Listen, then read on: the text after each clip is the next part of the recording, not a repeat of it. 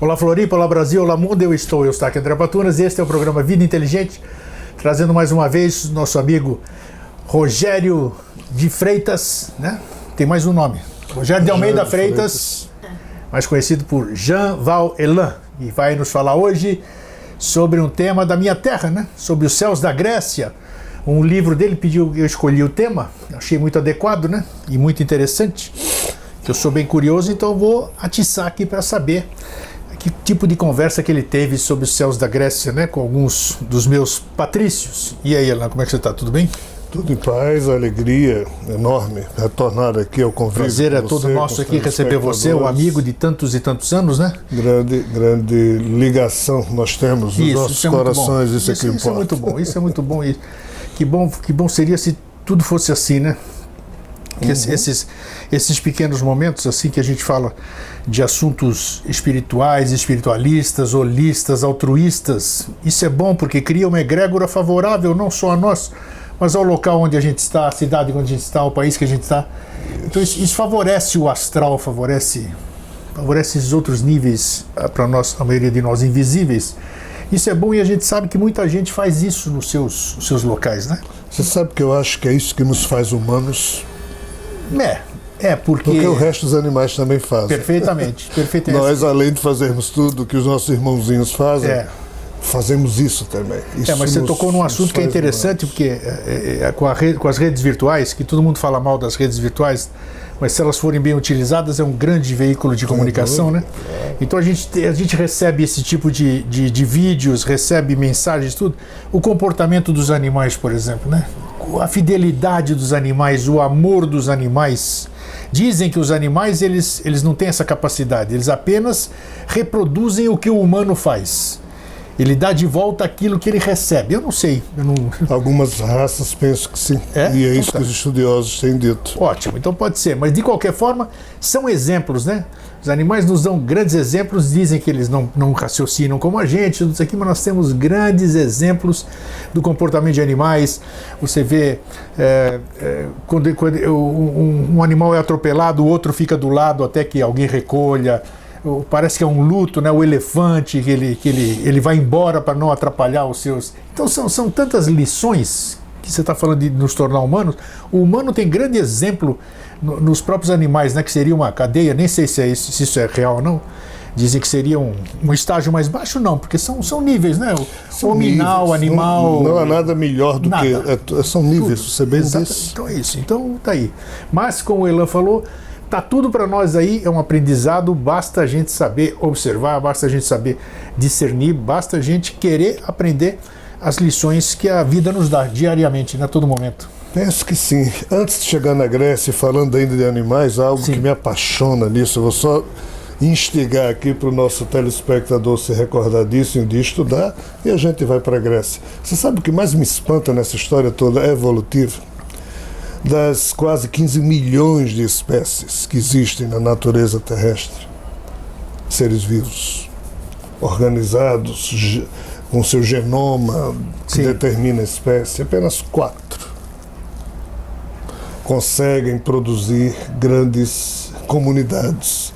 Na verdade, cidades, na verdade, civilizações. Formigas, cupins, abelhas e nós. Olha só, é verdade, tá? Cachorro, gato, macaco não fazem isso. Não fazem, exatamente. Eles são bem superiores a essa turma insetoide, vamos assim dizer, aos insetos. Eles têm o hipocampo, têm a amígdala cerebral, que permite associar a memória à emoção. Por isso que a fêmea mamífera sabe quem é seu filho. Uma jacaré não sabe quem é seu jacarezinho. Cruza com ele no rio, nem viu, porque nasceu no ovo que ela soltou. Então, assim, a evolução trouxe um grau de complexidade para o sistema límbico, o sistema cerebral dos mamíferos formidáveis, que os répteis não tinham. Nós, os primatas, cobrimos esses lobos e o tálamo, o hipotálamo, o hipocampo e a amígdala dos mamíferos com o córtex, o neocórtex, que é que nos permite a racionalidade de hoje, mas está lá atrás, nos insetos. Só nessas 3 espécies, uma estranha capacidade de ordenamento genético deles construírem grandes cidades. A maior cidade do mundo vai de Portugal até a sua terra, Grécia. Só que é uma cidade de formigas na Europa. É a maior mega. E é incrível, né? Se você for Só são ver... argentinas, né? Foram formigas argentinas que foram para lá. Não, mas é fantástico realmente a sociedade, né? Que tem gente que estuda isso, reproduz, né? Para poder acompanhar a fidelidade que elas têm para a rainha, vamos dizer. Tudo é em função da rainha. Pois é. Quer dizer, a formiga mãe, o cupim-chefe, é impressionante. Tudo, e trabalham-se... Você escreveu alguma obra a respeito ou não? Eu estou lançando um livro chamado A Divina Colmeia. Olha só que nome sui generis aí. Porque, genial, na realidade, aí já saindo do assunto, na forma como eu tenho estudado a relação desse ser chamado Javé com os anjos, sim, é uma colmeia. É a abelha rainha, tá, a ela tudo, e os demais apenas com a genética de servir, que são os clones, são os clones. Então, nós humanos conseguimos destravar isso, nos tornamos independentes. Ele não gostou. Mas assim, então o livro trata que de bacana, tudo. A Divina Colmeia. Por aí, que Dante me perdoe. Não, mas que bom. Para quando isso aí? Acho que fevereiro ou março. Fevereiro aqui tá próximo, então, bacana. Então, quando você vier, nós vamos falar sobre isso aí. Né? Na sua próxima vinda aqui, vamos abordar esse assunto aí. Elan, quando você escreveu o livro sobre os céus da Grécia, eu achei curioso assim, né? Porque como é que surgiu essa ideia? O livro não é de hoje, né? Mas eu escolhi esse tema para a gente conversar hoje. O que fez você escrever esse livro aqui sobre os céus da Grécia? Esse livro ele foi escrito entre os anos 92, 93, 94. Olha só, com mais de 20 anos atrás. Eu me lembro que foi um super feriado desses que pega quinta, sexta, sábado, domingo, sexta, sábado, domingo e segunda, era uma coisa assim. Porque eu comecei, a minha esposa e os filhos viajaram e eu fiquei sozinho em casa. Eu comecei a escrever no primeiro dia, no último dia tinha concluído. Em 5 dias você escreveu o livro? 4 dias. 4 dias, tá. Aí depois eu escrevi uma segunda parte, que eu nunca publiquei, mas foi um... ele tem uma continuidade, então? Tem. Tá. Foi um convite dos amigos espirituais. Na época, um amigo espiritual chamado Enéas, sim, que foi alguém que viveu em Roma e viu Paulo, na época, antes de ser trucidado pelo Império Romano, quando ele estava divulgando o cristianismo. Então esse espírito, ele tornou-se alguém que trabalhou com Paulo na época, e a missão dele é tentar divulgar, não o cristianismo, mas o processo de esclarecimento filosófico que ele aprendeu com Paulo, o que é bastante diferente, né? Então ele disse, olha, tem um grupo de espíritos, mas eu não sabia que ia ser exatamente um Sócrates, um Platão e um Aristóteles. Eu só soube disso depois que já tinha acontecido. Acontecido o quê? O nosso corpo permanece dormindo, o espírito é livre para ter uma vida paralela à nossa, e assim aquilo foi escrito. Ou seja, a vivência que eu tive com esses seres, numa troca de informações que eu nunca consegui repassar. E essa é a grande e única tristeza que eu levo da vida, é a certeza de que eu estraguei boa parte das notícias. Elas têm que passar pelo instrumento, né? Então sai com defeito. Aí eu li e dizia, mas não é isso, mas ficou assim mesmo. Né? Tá, agora vamos lá, antes da gente entrar no assunto propriamente dito. Nós somos hoje, 7 bilhões e meio de habitantes no planeta, né? Uhum. Eu já conheci, eu tenho, dos meus 66 anos, pelo menos 50, meio século, literalmente, eu estou dentro do espiritualismo, mexendo com isso, lidando com isso, e já vi muita coisa. Muitas pessoas, eu nunca tive essa resposta, não sei, até hoje eu não tive. Já conheci gente que só tem um espírito, vamos chamar assim, um extraterrestre, um anjo, que só se comunica com ele. É o único canal, vamos chamar assim, é o único instrumento na Terra para essa entidade, assim, vamos chamar de entidade, se manifestar. Como é que... A pergunta é essa aqui, o porquê, você falou do Enéas, né? Por que o Enéas foi escolher Rogério de Almeida Freitas? Ou por que um outro espírito ou uma outra entidade vai escolher determinadas pessoas dentro de um universo tão grande assim? Aí nós podemos entrar nessa questão também para esclarecer outra parte você já deve ter escrito a respeito, sobre os tais escolhidos, que não são bem propriamente como se faz assim, né? Como é ao pé da letra, né? Alguém escolheu alguém, que esse alguém é especial, e ele é o escolhido. O dia que acontecer alguma coisa, ele vai entrar na Kombi. Na Kombi vai ser um dos 6 da Kombi que vai ser salvo para algum lugar. Fala essa questão do escolhido e por que essas entidades escolhem, quer dizer, pode escolher a mim, eu não sou um homem público, você também é, mas eu digo, pega a Sinamara, por exemplo. A Sinamara é uma jornalista, mas ela não tem tanta penetração dentro da sociedade, digamos assim, mas alguém se comunica com ela. Então, aí você vai pensar assim, por que alguém escolheu ela assim, se ela não tem esse poder de amplitude?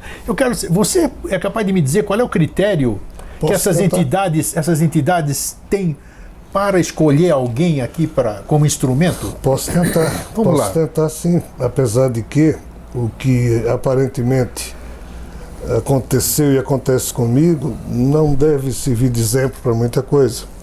Mas assim, o que eu tenho percebido disso, até porque eu também passei pelos meus momentos, mas por que diabos está acontecendo comigo? E nós não somos maravilhas de gente, não, né?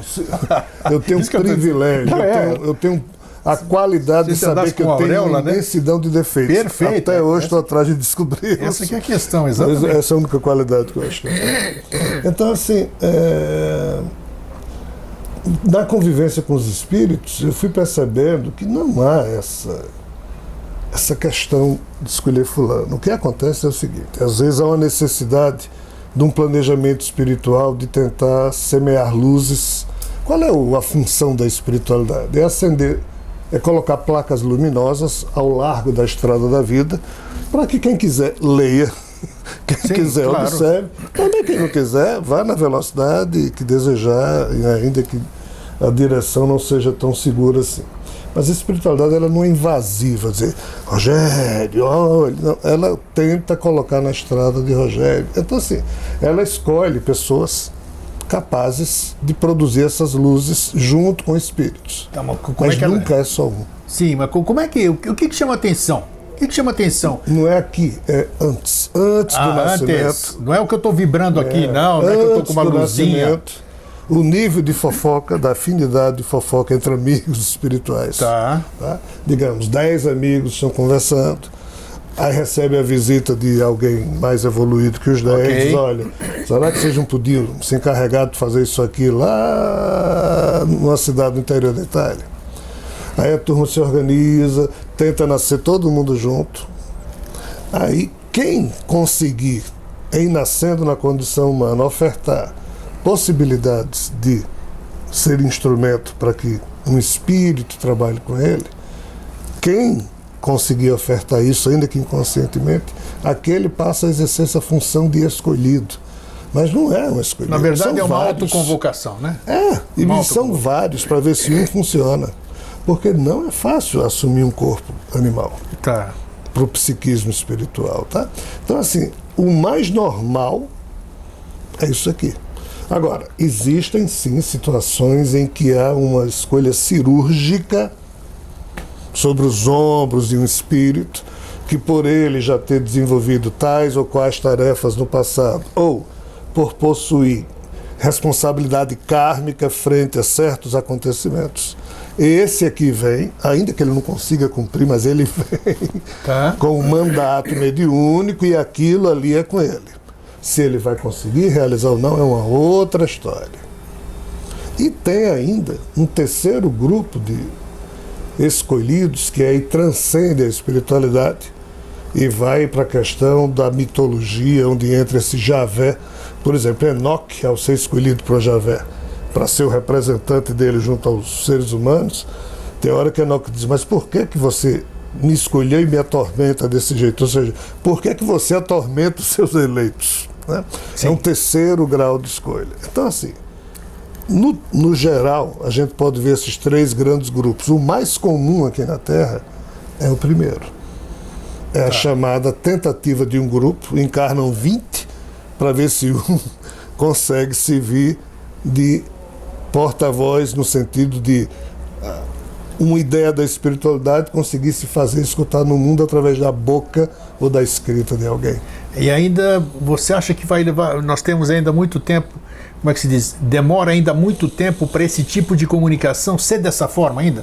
Porque, veja, você acabou de dizer no começo do programa, né? Você fala assim, você vai canalizar uma coisa, ela sai da fonte pura, digamos assim, mas aí ela tem que passar por isso aqui e chega lá de acordo com a densidade que nós estamos enfrentando, nossos problemas, nossa coisa. Então, até quando esse tipo de comunicação terá que ser dessa forma? Enquanto nós formos vítimas do sentimento de religiosidade infantilizado, Tá. que sempre caracterizou a lenta evolução do pensamento humano, vai ser dessa forma. Então, esse é o principal entrave, digamos É o assim. principal entrave até hoje. Falando da Grécia, Sim. uma vez eu dei uma palestra, principal legado que a humanidade recebeu de alguém. Se você pergunta isso a 1000 pessoas vão dizer, é o amor. É o grande legado. Eu não penso assim. Eu acho que o grande legado que nós humanos recebemos de algum processo histórico foi a liberdade dos gregos. Porque até essa história de amor, para ele poder ser bem, precisa de liberdade. Precisa. Precisa estar sentado na noção de liberdade intelectual, liberdade espiritual. A liberdade está no hino grego. Está no hino grego. Então, assim, a grande conquista... Olha, aqueles filmes que atualmente estão disponíveis, 300 ou 100, a ascensão do Império, quando a Grécia quase foi trucidada pelo Império Persa. Isso. Porque o Império Persa não conseguia entender como é que existia democracia, já que o sistema deles era teocrático. Aquela foi a última oportunidade da história terrena de sobrevivência da democracia, não nos moldes nojentos que a gente vê hoje, mas estou falando de democracia elevada. Sim. Tá? Se os gregos não conseguem heroicamente manter aquela bandeira resistindo. Qual a diferença dos gregos? Os gregos lutavam para defender um ideal, os persas lutavam obedecendo à loucura de um ditador ou eram mercenários. A diferença básica é essa. Então, assim, há vida interior na alma grega. E, infelizmente, não há vida interior em muitas almas ou em muitos padrões genéticos que estão por trás de certas raças da Terra. Isso é um fato, só que politicamente correto. Hoje em dia, essa doutrina do politicamente correto não nos permite dizer essas coisas, porque isso é politicamente incorreto. Tem razão. Infelizmente é assim. Essa frescura de você não poder falar as coisas. Mas, olha, é um fato. Certas coisas têm alma, outras não. O grande legado, acho eu, que a humanidade recebeu dos gregos e de qualquer outra etnia, foi a liberdade. Até para que o amor tenha beleza. Porque tem amor que é feio, que aprisiona, que submete. Tem sim. Eu acho que o amor, ele continua sendo desconhecido. E eu aprendi isso no livro Mistérios da Grécia. Na hora que eu estava, que eu digo aí não é o meu eu, Rogério, no sentido humano, mas uma condição espiritual, convivendo com aquelas figuras que ajudaram a construir esse entendimento singular. Eu não sei se você percebe, eu não sei se o nosso telespectador percebe, mas na hora que a gente estuda a decadência das culturas mais ancestrais, a gente percebe um momento singular que aconteceu entre os séculos 6, 7 e 8 a.C., ou seja, cerca de 2.600, 2.700 anos antes do presente. Sim. Até aqui tudo era deuses, deuses mandavam em tudo. Né? O politeísmo e o enoteísmo. O que é que acontece? Aí na Pérsia surge um cara chamado Zoroastro dizendo, eu estou aqui anunciando o crepúsculo dos deuses. Até aqui os deuses encheram o saco da humanidade, mas daqui para frente a gente tem que ousar viver por a gente mesmo, sei lá o quê. Aí vem na Índia, nesse mesmo período, quem que nasce? O 24º Tirthankara Jina Mahavira. O jainismo é a religião mais antiga do mundo e defende o quê? A busca intelectual, acredite se quiser. Mas são dois avataras, né? Tanto o Zoroastro como o Jina Mahavira. E veio Siddhartha Gautama também na Índia, nesse mesmo período, que nem falou do conceito de Deus nem de Deus. Buda legou o quê? Uma grande doutrina, uma doutrina de vida. Disse, humanos, vamos ousar viver uma vida. E Buda nunca impôs nada. Sempre depois que ele falava, ele dizia, verifiquem por vocês mesmos se o que eu estou dizendo serve. Na China, Confúcio, Lao Tse, educação filosófica. Aí na Grécia, Tales de Mileto, Pitágoras, Parmênides, Anaxágoras, ou seja, essas figuras aqui criaram um divisor de águas e viveram, foram contemporâneos, só que em lugares distintos da Terra, mas é um divisor de águas. Antes a humanidade era totalmente cretinizada por crenças absurdas. O convite agora era que a gente ousasse caminhar pelas próprias pernas. Só funcionou adequadamente a herança grega, na minha opinião, porque nunca foi descaracterizada, ainda que hoje não seja praticada, mas sim permanece o ideal de liberdade. E foi nos céus da Grécia, produzindo lá aquelas linhas, que eu, entre aspas, tive o privilégio de receber elementos para poder refletir, para poder discernir como foi difícil aquilo ali. Antes da gente entrar no tema propriamente dito, eu tenho que fazer uma pergunta, porque eu sei que você conhece bem o tema, milita há muitos anos nisso. Vamos fazer uma pergunta de teor espírita, né? Que diz, dentro do espiritismo, falam de planeta de provas e expiações, tal, regeneração e tal. O que nós estamos vivendo hoje, antes da gente entrar sobre os céus da Grécia e os meus patrícios, o processo está no seu tempo certo, o processo está atrasado, o que a gente está vendo, não só no Brasil como no mundo, faz parte desse processo. Como é que está essa questão que se fala muita besteira sobre transição, sobre não sei o quê, é muita coisa criada e alimentada, porque tudo que você cria você alimenta, né? E vai tomando uma proporção enorme aquilo lá. Então, como é que está essa questão? Está no tempo certo? Nós estamos atrasados? O que é verdadeiramente? Que momento é esse que nós estamos vivendo, Elan? Sinceramente, eu penso que é o momento em que os fatos nos convidam a sermos adultos, né? A jogarmos fora um fardo terrível que a gente vem carregando na nossa ingenuidade, né? E assim, sangue de Jesus tem poder. Deus cuida. 5 chagas de Jesus, providenciai. Esse nível de fé que a gente tem, que eu acho bonito em quem tem, eu não consigo. Sim. Eu tenho pessoas a quem eu amo profundamente que têm esse tipo de fé. Eu conheço também. Mas eu não funciono dessa forma. Acho-as mais belas que eu, porém eu me acho mais sensato que elas. Sensato em que sentido? Porque eu sei que a esperança é que nos mantém ativos, mas eu me proíbo de ter esperanças devido à crueza da vida. Eu tenho sonhos, não abro mão deles e tento realizá-los, mas eu não tenho expectativa e esperança se eu vou conseguir realizar ou não. Isso não me frustra não realizá-los e nem me felicita no sentido de êxtase caso realize. Me tranquiliza, me pacifica. Tá. Então eu acho que essa época que a gente está vivendo é uma época terrível de cisão entre sonhos, entre crenças infundadas, entre infantilismos e o choque de realidade que se impõe. E o choque de realidade não há ninguém no comando. Há um processo estranho, em que as ciências estão dizendo que realmente, como a gênese da humanidade, ninguém sabe qual é. Não está claro. O universo não é um jogo claro. Ele esconde a verdade, porque talvez a verdade não seja boa de ser descoberta. Jesus disse que a verdade nos libertaria, mas ele não disse que era necessariamente algo bonito. Sim. Ao contrário, ele disse que era preocupante. Ele disse: aquele que busca a verdade nunca deixa de buscar.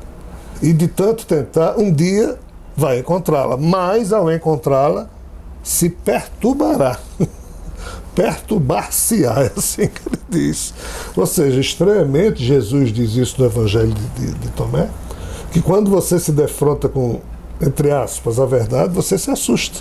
Aí depois você se tranquiliza e depois você passa a reinar sobre ela. É isso que está escrito. Eu acredito que nisso, porque a mesma coisa, você vive, eu já disse aqui diversas vezes na frente dessa câmera, que eu era mais feliz quando eu vivia iludido. A pílula azul. Iludido mesmo. Porque a realidade, quando você cai no real, realmente é um choque. Não é nada dessa ilusão que eu vivia. Então, deve ser a verdade, deve ser igual.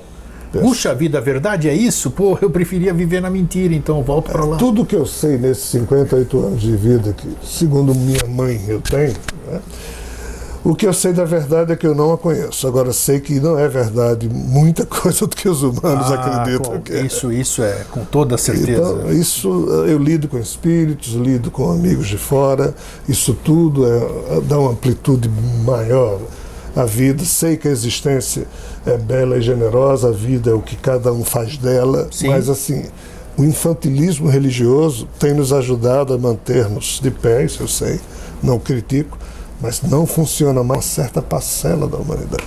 Muito bem, aí nós vamos voltar naquele feriadão de 92, 93, aí você está lá.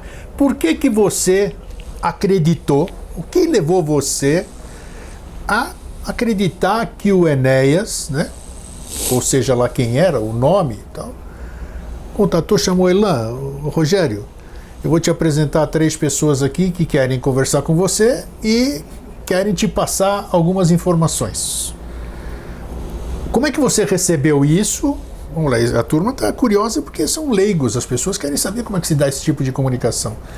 Elas sabem que um fecha o olho, começa a escrever de cabeça baixa, outro fica ouvindo palavras sem som. Já experienciei isso, é interessante, palavras sem som é bacana, mas é uma experiência própria. Como é que eu vou explicar para alguém de alguém fora palavras sem som? Então, como é que você, independente de outras experiências que você tinha, especificamente no tema que nós vamos falar hoje, sobre os céus da Grécia, o que levou você, naquele dia, a se colocar à disposição ou acreditar no Enéas e no que ele trazia para você? O problema é mais complexo, porque nos Céus da Grécia não foi o primeiro livro que eu comecei a escrever. Eu comecei a escrever vários livros ao mesmo tempo. Eram 34, 37 cadernos que eu tinha. Naquela data. Tá. Essa história toda começou porque os espíritos começaram, através de terceiros, a tentar chamar a minha atenção, dizendo que eu estava um pouco atrasado para um compromisso que o espírito que me anima teria assumido antes de encarnar como Rogério, por aí vai. Então, assim, Nos Céus da Grécia foi um livro entre 10 da série Diálogos. Diálogos, tá. Porque eu não me encontrei na época só com esses 3. Na verdade, era um grupo muito grande, né? De mais de 50 entidades, acho que até mais. E, assim, vários livros que eu nunca publiquei, mas existem, com 3, com 4, com 5. Então, assim, Nos Céus da Grécia foi o mais singelo que na época eu achei que eu tinha conseguido produzir, sem estragar muito.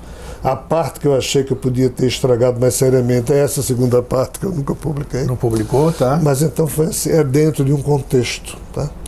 Não é alguém Enéas dizer, olha, você hoje vai se encontrar, vou lhe apresentar 3 pessoas. Não é assim. Não é assim, tá? É um belo dia, alguém aperta um play aqui na sua cabeça, o espírito se aproxima e diz, ó, tudo que seu espírito vivenciou, a gente vai passar a lhe recordar agora.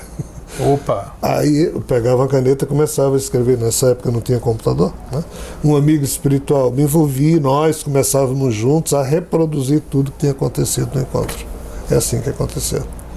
E aí, como é que é essa situação? Assim, você está visualizando? Nós estávamos falando das palavras sem som, eu sei. Eu sei como é que era, eu ouvia e transcrevia o que eu estava ouvindo, né? Então, aí como é que é esse tipo, como é que foi? Você visualiza também a situação? Sim. Você volta no tempo, você está vivenciando assim? Sim, é uma espécie de uma tela viva que se abre. Uma tela, né? Tá. E você, entre aspas, é engraçado, há um livro de Greg Braden, chama-se Matriz Divina, em que ele define muito bem a questão quântica, em que ele diz que no final das contas, quando a gente perceber direito como a vida funciona, você vai se ver como o pintor, como o pincel, como a tinta e também como o quadro. Perfeito, sim, como todo. Você porque tudo está interconectado. Exatamente, conectado, né? Exatamente. Então, assim, nessa época eu ainda não tinha essa reflexão que depois eu copiei de Greg Braden para mim. Nessa época não se falava tão abertamente sobre o pensamento quântico, mas aquilo era uma coisa quântica. Por quê? Porque eu me via lá dentro, conversando com os 3, e me via fora, assistindo o que havia acontecido e tentando reproduzir aquilo. Alguém ainda, ou seja, um terceiro espírito, ainda me ajudava a colocar no papel. Mas escuta, você estava sendo apenas um instrumento ou você Você viveu com Eu fui um eles? protagonista do processo. Você viveu com eles? Esse eu, Rogério, fui um protagonista do processo com eles. Vivi com eles. Você, tá, muito bem. Outra pergunta. Então você se viu, sei lá, escola de Atenas, não sei onde é que era, tudo bem? Agora, quando você se vê com a consciência que você tinha ou com a consciência que você tem hoje? Como é que é isso? Essa daí é com a consciência que eu tenho hoje. Mas tá. assim, depois que eu produzi o livro, é que o espírito que me anima me deixou perceber que ele, numa outra vida dele, tinha sido aluno de Platão. Sei. Por isso que eu, Rogério, em convivendo com aqueles seres, tinha um certo grau de intimidade distinta com os três. Tá. Tinha maior com Platão. Mas não é que eu, Rogério, tivesse, é o espírito que me anima, sim. que usou a forma Rogério. Então, assim, a vida espiritual é multifacetada, é muito mais rica que essa nossa. Para o bem e para o mal, ou seja, para o lado positivo, como claro, também para o lado negativo. Se você está numa sala com 4, 5 espíritos que você gosta, que gostam de você, é uma coisa. Mas se você está numa sala com 5 pessoas, espíritos que lhe detestam, é melhor você estar aqui no mundo dos vivos, né, do que desencarnado, que a confusão lá é pior. Então, assim, há toda uma vivência da nossa consciência, ou seja, do nosso ego humano, né? Tá.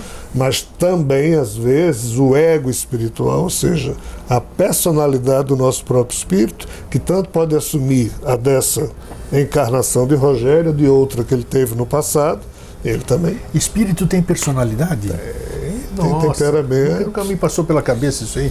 Eu achei que personalidade era alguma coisa alusiva apenas à alma. Não.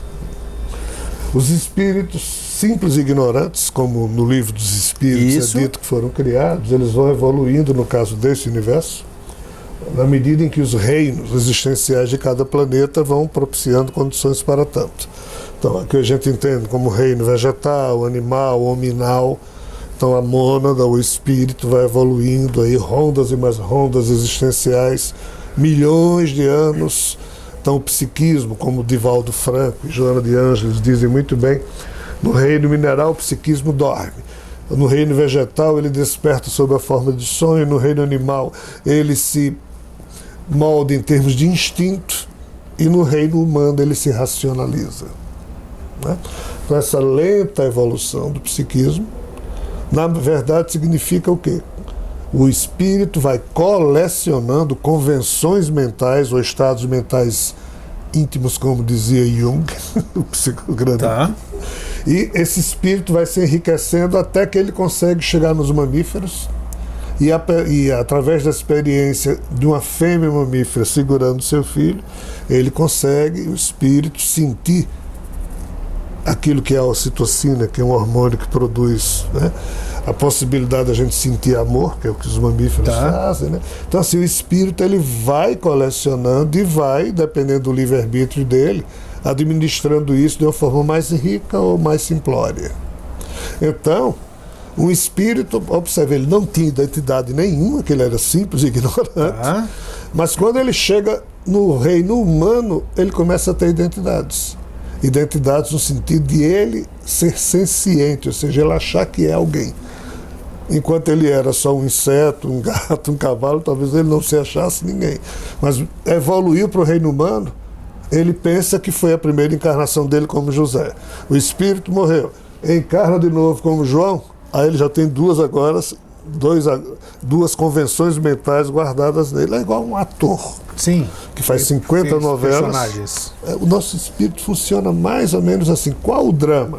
Quando um personagem desse se torna maluco, ou seja, afetado, o ego não cabe, isso vampiriza toda a energia do espírito, aí o espírito se confunde com esse ego, perde a noção de que ele é um espírito.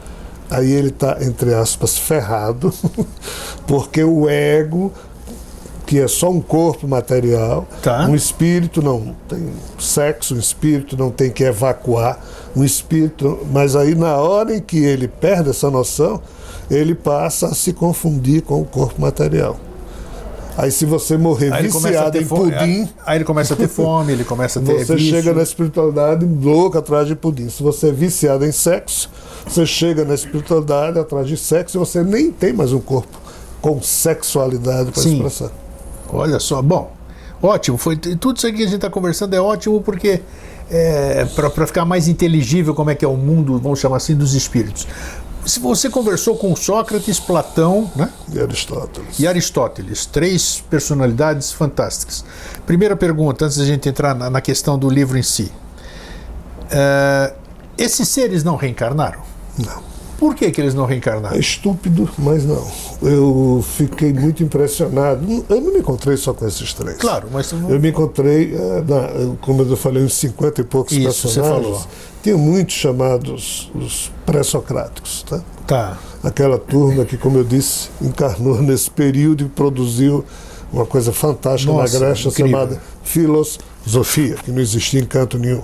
Filosofia quer dizer a busca amorosa pela verdade. Não é religiosa, é uma questão. Não é? Aquilo que Platão dizia. Pena que os líderes do mundo não possam ser filósofos, ou pena que todos os reis do mundo não possam se tornar filósofos, porque só os filósofos. Aí a gente lê isso, acha elitista, mas não é, porque da forma como Platão definia, filósofo era alguém incorruptível, porque ele tinha uma ligação com princípios e propósitos. Uma ligação lógica, real, verdadeira. Sim, em não sendo filósofo, você não tem esse alinhamento, aí facilmente você se corrompe. É nesse sentido que ele falava. Então, eu conversando com essas figuras, né, eu, entre aspas, bebi e recebi muita coisa. E eu coloquei no papel aquilo que eu achei conveniente colocar. Mas assim... Qual era a tarefa? Qual foi a missão?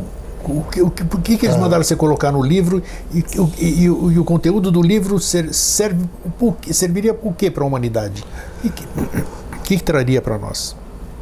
Primeiro, a percepção de que fora da filosofia não há salvação. Só que eu não quis dizer desse jeito. Mais ou menos, mas é uma... Mas esse é o objetivo do livro. Segundo, dizer que fora da liberdade também não há como sermos ousados e produtivos, que é isso que o universo precisa. Terceiro, dizer que fora do campo virtuoso das coisas, só imbecilidade será a nossa marca. Sem religiosismo. O livro é uma tentativa de nos convidar à reflexão profunda de que a religião, por si só, não nos leva a lugar algum. Porque cada um de nós tem que caminhar com as próprias pernas. Com certeza. E a Com filosofia, certeza. O jogo de princípios e propósitos, e aqui a fé entra, mas como convicção, não como uma corrente que lhe embrutece, lhe torna estúpido, para você acreditar que se você matar em nome de Deus, você é recebido por 60 virgens do paraíso e você dedica a sua vida a isso. Né? Então, se não houver uma filosofia que permita que você se pergunte, mas isso tem sentido, isso é execuível? O problema é que as religiões não têm isso. Então, o livro é um convite à reflexão sobre o valor da virtude, da filosofia e da liberdade. E você... É o que está lá escrito. E o objetivo, vamos dizer, é a ousadia, né? Veja só, foi aquilo que eu te falei. Brasil, Rogério de Almeida Freitas, uma tarefa dessa, aí o Rogério consegue fazer, publicar o livro, e aí? Atingiu-se o objetivo? Eu entendo perfeitamente, assim, já pensou se a escola de Atenas viesse para cá hoje, a filosofia regesse o planeta hoje? Nossa, seria totalmente diferente, seria paradisíaco isso aqui, seria o paraíso aqui, né? Não ficar pensando no paraíso lá em cima, como você falou, com as 72 virgens. Seria aqui mesmo, os princípios morais, éticos, né, tal. Esse é o palco dos acontecimentos. Isso. Você conseguiu, ou então eles conseguiram, como é que a gente pode dizer? O objetivo foi alcançado? Trabalho a médio prazo. Não. Olha, É uma semeadura com colheita... Não tem nada alcançado ainda. Não tem? Pelo que eu entendo deles, não. Na hora que eu, uma vez lá, tem uma figura pré-socrática cujo nome ninguém conhece, né? Na Terra, a Grécia tem Metrodoros, vários. Esse é um Metrodoro que viveu antes, mas o nome dele não se tornou famoso. Sim. Né? E em um certo momento, eu, conversando lá, eu me lembro bem, isso não está no livro, eu disse, mas por que vocês não encarnam? Por que tem que ser um imbecil do meu tamanho fazendo isso e vocês aqui, figuras absolutamente limpas, majestosas no sentido espiritual? Aí Metrodoro me disse algo que depois o espírito Bezerra de Menezes me diria diferente, quando eu estava numa certa dúvida, digo, eu vou parar com isso, que eu não aguento mais, e a minha pequenez me inabilita de seguir adiante, tratando de questões tão grandiosas, sendo pequeno como eu sou. Esse é o drama. O espírito mais evoluído que eu conheço chama-se Francisco de Paula.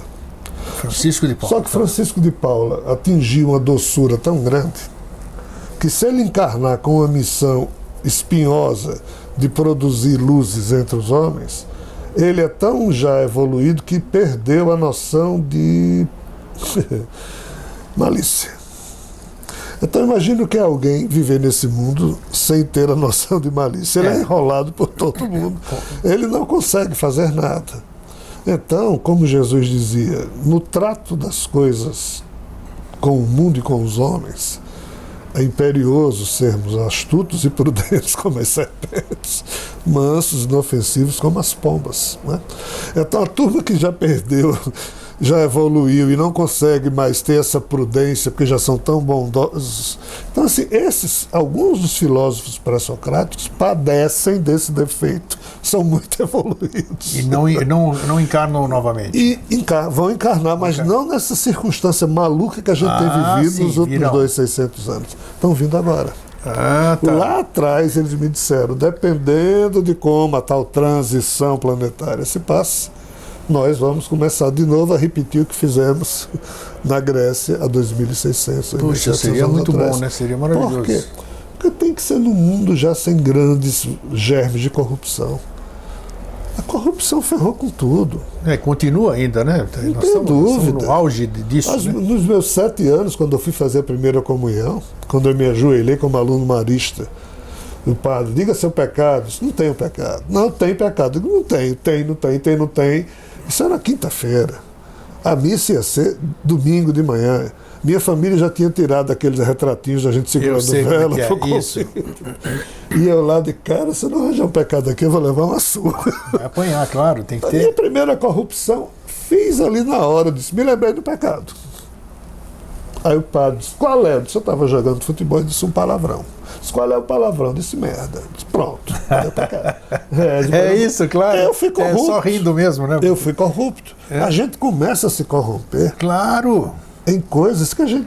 Mas é a forma de vida. Então, assim, num mundo onde a gente, desde criança, já é obrigado a fazer... É incrível, né? É incrível. Então, esses espíritos, eles é um desperdício e não funciona. Eles não conseguem cumprir a missão. É verdade, se viessem aqui, eles estariam agora... Por quê? Porque eles não horizontalizam, eles sempre verticalizam. Isso. Então eles apanham de todo mundo. Seria perda de...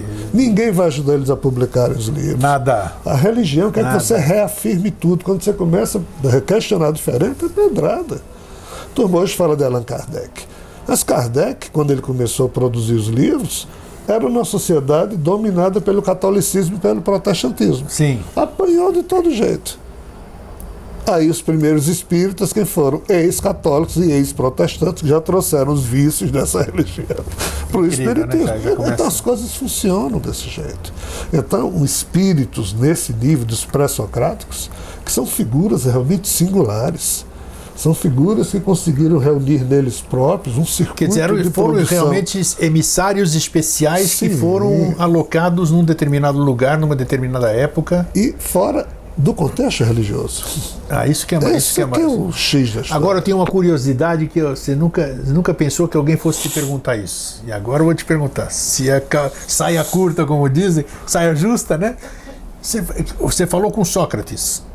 Sócrates, Platão e Aristóteles. E mais outros. No livro eu só vamos lá. mas Sócrates, a gente sabe que suicidou-se. Sim. Tomou cicuta e se matou. Vamos entrar agora no plano, nas convicções espíritas, tá? A gente sabe que o suicida, pelo menos meu pai era espírita, né? E tem na casa dele, na casa da minha mãe, ainda tem o livro de 600 páginas, Memórias de um Suicida, né? Ivone A. Pereira. Isso, Ivone A. Pereira, muito bem. Em sendo Sócrates um suicida, e aí? Como é que ele pode ser herói? Não, exatamente. Como é que ele estava na conversa com você? Como é que ele passou no crivo lá do inferno, do senhor do karma, do não sei quem? E aí? Esse é o problema. A nossa infantilidade religiosa nos cega a tal ponto que a gente toma o essencial, deixa lá fora e pega o acessório e introniza como se fosse, né? Essa questão é muito complexa, não é do jeito que superficialmente os espíritas, né? Sócrates, quando ele estava preso, os amigos chegaram e disseram: ei, a gente corrompeu o guarda, dá para você... Ele disse: amigo, eu passei minha vida inteira brigando com a corrupção. Pela ética. Como é que agora eu vou me corromper para manter a minha vida? Ao contrário, eu prefiro perdê-la, mas me mantendo íntegro. Então, assim, aparentemente é um suicídio, porque a turma diz: ei, você deve manter a sua vida sempre. Então, isso é uma eutanásia. A coisa não é assim, então. Não é. O espiritismo, é bom para a gente esclarecer. O espiritismo, na superficialidade. Senão a gente fica naquela lá que falou, é aquilo lá, não se discute. Não pode ser assim. A atitude mental é que define tudo. Se você me condena, você é uma autoridade, você me condena à morte. Aí na última hora você diz: ó, se você vier para o meu time, eu te livro. Aí, pelo fato de eu dizer não, eu estou cometendo suicídio, eu prefiro 1000 vezes, entre aspas, morrer com honra do que viver sem honra. Sim, como muita gente, a gente vê em muitos filmes isso essas não coisas. É suicídio, isso é decência espiritual. É o contrário, ou seja, um cara desse é herói. Não é? Porque assim, mas ele vai ter que sofrer. Não, a atitude mental. Você quer me dizer que isso aqui tem alguém que vê esse aspecto do lado de lá? Vamos pensar, eu sei lá. Eu sou leigo total. Tem alguém que analisa esse tipo de comportamento? Tem, mas não precisa. A consciência da gente é a autogestora do processo. Na hora, é isso que eu estou dizendo, tudo repousa e reside na atitude mental. A coisa se organiza da mediocridade para atitude superior. Quando a atitude da mente é superior, pela emoção superior, todo o conjunto do corpo físico como do corpo espiritual se alinha com isso. Um samurai, por uma questão de honra, quando pratica o harakiri, aquilo não é suicídio tipificado superficialmente pelo espiritismo como sendo pecado. Não é. Porque a atitude da honra é muito superior a qualquer outro tipo de sentimento humano. Nós padecemos as dores e os vícios de um DNA, de uma natureza que já nasceu corrupta. Qualquer DNA de qualquer espécie já nasce pronta para liquidar outra espécie, para dela se alimentar, para manter a vida dela. É interessante, eu tenho certeza que as pessoas aí vão pensar muito hoje. Não há nenhuma... Vão começar a contestar os seus instrutores, isso é bom. Isso é bom, eu acho sadio isso. Você ficar sendo vaca de presépio, ficar lá no presépinho ali, só dizendo sim, não, tem que buscar o convencimento, tem que contestar, tem que... Entenda uma coisa. Sempre foi discutido que natureza é essa, em que todas as espécies já nascem prontas para matar. A turma sempre discutiu na antiguidade se um Deus bom criaria uma coisa dessa. Claro que não. Santo Agostinho, no século IV, Agostinho de Hipona, foi que bateu na mesa e disse: acabou a discussão, a partir de agora. Quem disser que a natureza não é perfeita vai para o inferno. Tem que ser perfeita. Então, nós assumimos o romantismo pós-Agostinho, na escolástica, na patrística, que eram as filosofias que surgiram com os pais da igreja, e nosso romantismo tentou dar um significado à vida que ela não tem a vida impessoal, nós é que emprestamos dignidade. Então, assim, nenhuma religião explica por que uma natureza assassina foi produzida por um Deus bom, perfeito e amoroso. O próprio Kardec diz no livro A Gênese: há de ter um motivo. Olhe bem, há de existir, há de ter um motivo que explique isso. Os espíritos também não explicaram, porque não tem explicação. Pela árvore, pelo fruto conhece a árvore. Isso. E aí? Como é que você vai fazer a relação de um Deus amoroso, perfeito, bondoso, com o tipo de natureza que ele, entre aspas, criou? Lógica, não tem nada. Nenhuma religião. Aí por isso que diz, não pergunte, não questione. Por quê? Porque se você for a fundo, não funciona. a idade da maturidade espiritual, que Jesus disse só quando você descobrir a verdade, e a verdade, o fio do novelo que nos levará a isso está aqui. Quando você perceber essas coisas, você vai ficar estupefato. Mas depois você se tranquiliza, porque a existência é sempre bela e generosa, mas a vida é o que você, com o seu mérito, faz dela. A espiritualidade não é democrática, é meritória. Se você é um guia espiritual e tem 20 talentos e tem 2 espíritos na sua frente e você precisa resolver uma situação, você não dá 10 e 10. Você analisa os 2 espíritos, dá 18 para um e 2 para o outro, claro, porque aqueles 18 vão frutificar, aqueles 2 não vão. Então, nós aqui na Terra é que buscamos e devemos buscar as noções de socialismo, de um mínimo para todos. Nós temos que encontrar um sistema político que respeite o fato de alguém existir e ter nascido frágil e não poder por si só concorrer com os demais. Então nós temos que ter um sistema para abraçar os mais frágeis, mas há de ter uma meritocracia a partir de um certo ponto. Essa luta não virá por ideologismos cheios de sentimentos infantis de pertencimento. Do jeito que você torce por um Corinthians, você é vinculado ao seu partido político, à sua religião. É assim, infelizmente é assim. Então, assim, nós temos que amadurecer. E penso que há do amadurecimento. O livro de Sérgio Agreste, como eu falei, ele ainda nos convida a gente pode encontrar ainda o livro, tá? Ele já acabou a edição. Tá. Mas, assim, em algum momento... Você não pretende ou reeditá-lo, ou transformar em audiobook, que é uma coisa muito... Pode ser que sim. Também, que é mais... Eu acho que é muito interessante, porque se o livro nasceu com um objetivo nobre, como você disse aqui no programa, eu acho que seria interessante, quem sou eu para dizer isso, mas seria interessante disponibilizar ele 20 anos depois. Não foi à toa, nada é por acaso, é tudo causalidade mesmo, o fato de eu ter escolhido esse tema para a gente conversar hoje, né? E daqui muita gente vai assistir e vai começar a crescer de novo o novelo. Então talvez fosse interessante... Vou providenciar, porque é um livro fino, pequeno, sim, olha aí, fácil de ler, agradável. E como eu disse, eu penso que eu estraguei pouco esse. A mensagem deve ser bonita. Eu vou procurar. Eu não ganhei esse livro de você. Mas olha...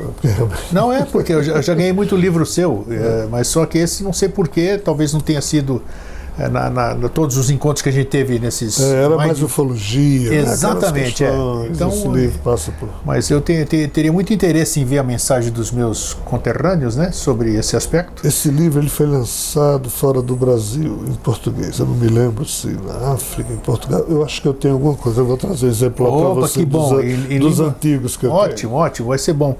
Então a gente vai estar divulgando isso. Elan, para a gente finalizar... Como é que a gente muda? Você vê, até eu estou pensando assim, se eu desencarnar hoje, morrer hoje, sei lá como é que é isso, eu vou levar o que eu sou, o que eu estou. Eu vou levar o que eu estou, né? Porque o que eu sou, não sei, eu só vou saber do lado de lá. Sei lá se eu vou ter consciência do lado de lá.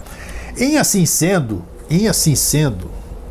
eu vou levar para o lado de lá os meus dogmas, as minhas crenças, todas essas tranqueiras que me meteram goela abaixo.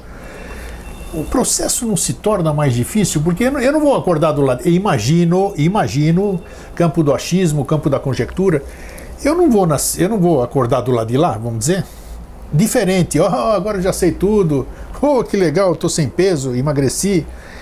Eu vou embora com a consciência que eu estou aqui hoje, certo? Certo. Então como mudar isso aqui? Como é que você vai mudar a mentalidade de um espírito, digamos assim, né? Nós falamos sobre isso. Como é que você vai mudar a mentalidade de um espírito se ele viveu essa encarnação, digamos assim, dentro da ilusão, não conseguiu transcender essas tranqueiras, esses dogmas que todo dia a gente assiste, essas mentiras, como é que eu chego do lado de lá? Eu chego... Não muda. Não mudo. Então, e aí? Como é que fica? O processo não fica mais difícil? Muito.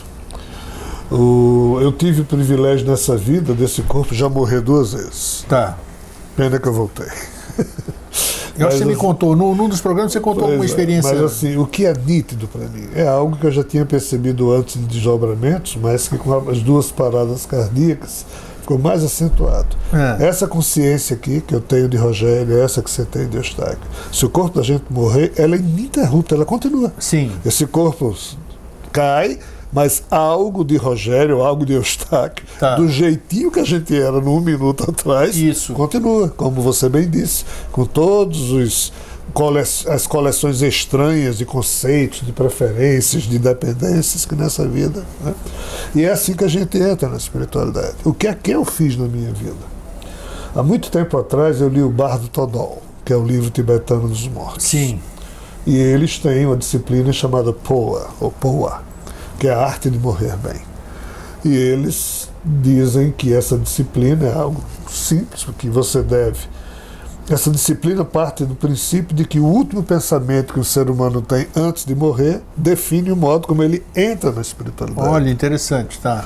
Então, devido a isso, para garantir esse último pensamento bom, essa disciplina Poa faz com que você crie um mantra, e esse mantra você repita tantas vezes durante o dia que se torne algo meio que automatizado no seu psiquismo. Interessante, olha só. Pois que dessa forma não é possível que na hora da sua morte você não tenha 1 segundo para...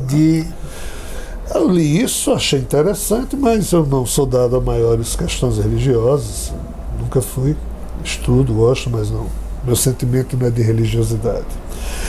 Aí vendo o filme do Mahatma Gandhi, eu vi que quando Gandhi morre com um tiro do assassino, antes dele morrer, ele pronuncia o seu mantra, porque o hinduísmo, a exemplo do tibetano, também acredita nisso. Eu digo, olha, são mais de 2 bilhões de pessoas, mal não faz, eu vou criar o meu mantra. Claro. Aí criei. Digo, vou criar um mantrazinho rápido. Pai, a ti me entrego com alegria, amor, confiança e gratidão. É um mantra rápido que eu vou dizer várias vezes ao longo você do que dia. cria, não eu é um criei mantra, meu mantra padrão, né? Você cria o seu. Tá. Aí eu criei. E comecei a dizer, e com o tempo eu passei a me sentir honesto com o que eu estava dizendo. Porque se você falar sem sentido nenhum, não vale nada. E nunca me esqueci. A segunda vez eu não me lembro, mas a primeira vez que o corpo feneceu, que o corpo morreu, eu estava deitado numa maca no hospital em Petrolina.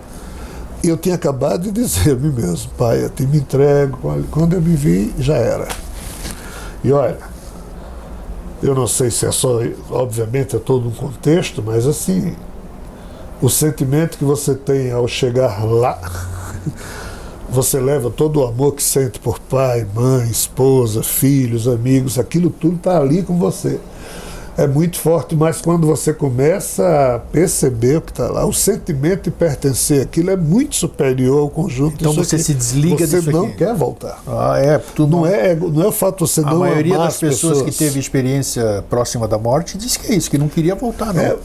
É algo que enfeitiça você. Você não quer mais sair dali. Então, assim, tanto é que eu não queria voltar. Interessante. Os amigos espirituais disseram, não é ainda. Então, 2 vezes eu tive essa coisa. Tá? Então, assim, hoje em dia, o meu mantra, eu já não uso esse. Sim. Eu uso esse e uso também que eu possa me aliar comigo mesmo e repousar no bem e na decência que existe em mim e no meu semelhante. Ponto. Perfeito. Isso me alinha, acende a luz da minha alma e não é religioso. O seu desejo, quanto mais altruísta for, é melhor, né? Então eu uso os dois. Ele deixa de ser individual, exatamente. Assim, egoísta. Por quê? Porque não é questão de crença. Eu acho que eu sei que, de fato, a nossa consciência é ininterrupta e a gente chega. Sim. Lá do jeito que a gente é. Um amigo espiritual, chama-se Teodoro, é um preto velho. Né? Olha. Ele costuma me dizer, meu irmão, meu filho, se esqueça de muitas coisas, menos disso. A única riqueza que a gente traz daí para cá é quando a gente amealha amor no coração. É essa riqueza a gente traz. O resto, um pouquinho de esclarecimento junto a isso fica uma delícia, mas o principal é o amor que a gente amealha no coração. Eu não conheço nenhuma definição mais profunda do que essa. Você precisa verdadeiramente sentir isso, né? É o que você amealha no seu coração. Isso. Porque isso aqui abre as portas. É aquilo que Chico Xavier dizia, o bem que você pensa estar fazendo, ainda que em poucos lugares, se torna o teu advogado de defesa em qualquer lugar e situação. É verdade. Porque assim, o bem... eu não me movo por crença em Deus, por crença em religião, eu me movo porque eu sei que eu sou medíocre, mas eu consigo perceber em mim a beleza e a importância que eu dou ao pouco bem que eu consiga me olhar no meu coração. Isso. E mesmo vendo Estáquio, mesmo vendo o ser humano também com defeitos, mas eu sei que o bem também está aí. Também. Isso aqui para mim já justifica toda a existência. Perfeito, maravilhoso. Elan, é sempre uma delícia falar com você. Ó. E a gente sai preenchido, é gostoso aqui. Ó. Se percebe, né, a satisfação disso. É muito esclarecedor, muito gostoso, e que a gente possa fazer reverberar essa nossa conversa, né? Essa pequena semente, que com certeza vai dar bons frutos, né? Porque não há árvore boa que dê fruto ruim. Não é isso? Então nós estamos plantando semente boa. Elan, muito obrigado mais uma vez pela sua presença. Espero revê-lo outras vezes aqui para outros temas, né? E vamos aguardar, o Elan vai me passar informação sobre essa questão. Eu acho muito importante, claro que não posso exigir que ele reedite o livro, né? Mas o teor é muito importante porque fala sobre ética, moral, liberdade, coisas muito importantes que nós estamos precisando hoje reforçar, né? Porque nós estamos muito distantes disso hoje, né? Então, eu espero que em breve você retorne aqui ao nosso programa. Muito obrigado, uma alegria enorme. Espero que boas sementes a gente possa ter lançado para a reflexão dos seus telespectadores. Isso aí. Muito obrigado. Então, um fraterno abraço e um feliz sempre.